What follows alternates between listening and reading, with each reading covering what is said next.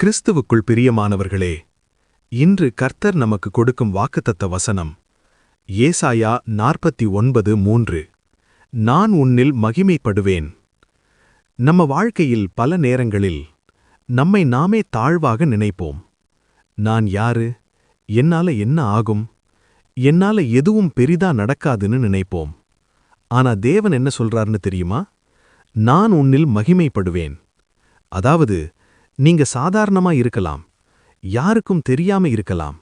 ஆனா தேவனுடைய பார்வையில் நீங்க மிகவும் முக்கியமானவர்கள். அவர் உங்களை பயன்படுத்தி பெரிய காரியங்களை செய்ய முடியும். தாவீது ஒரு சாதாரண மேய்ப்பன்தான், ஆனா ராஜாவாக உயர்த்தினார்.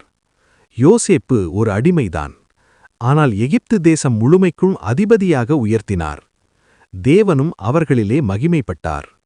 அதே மாதிரி உங்களுடைய வாழ்க்கையிலும் தேவன் மகிமைப்பட விரும்புகிறார். இப்போ நீங்க எந்த நிலையில இருந்தாலும், தோல்வி, துன்பம், கஷ்டம் இருந்தாலும், உங்க வாழ்க்கையில் நீங்கள் இதுவரைக்கும் சந்தித்திடாத பெரிய துன்பங்களை, போராட்டங்களை சந்தித்துக் கொண்டு வரலாம். ஆனாலும் இந்த போராட்டம் நிரந்தரமல்ல. இந்த போராட்டத்தில் கர்த்தர் உங்களுக்கு ஜெயத்தை கொடுத்து உங்களை சாட்சியாக நிறுத்தி உங்கள் மூலமாக தேவன் மகிமைப்படுவார். திருமணத் தடை, குழந்தை பாக்கிய தடை, வேலையில்லாமை, வீடு கட்டுவதற்கு தடை, இது உங்க முடிவில்லை. இது தேவனை மகிமைப்படுத்துவதற்கான சாட்சி. இது தேவன் உங்களை உயர்த்தப் போகும் ஆரம்பம். ஆமேன்.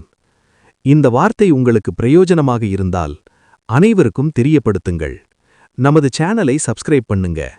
கர்த்தர் உங்களை ஆசீர்வதிப்பாராக. ஆமேன்.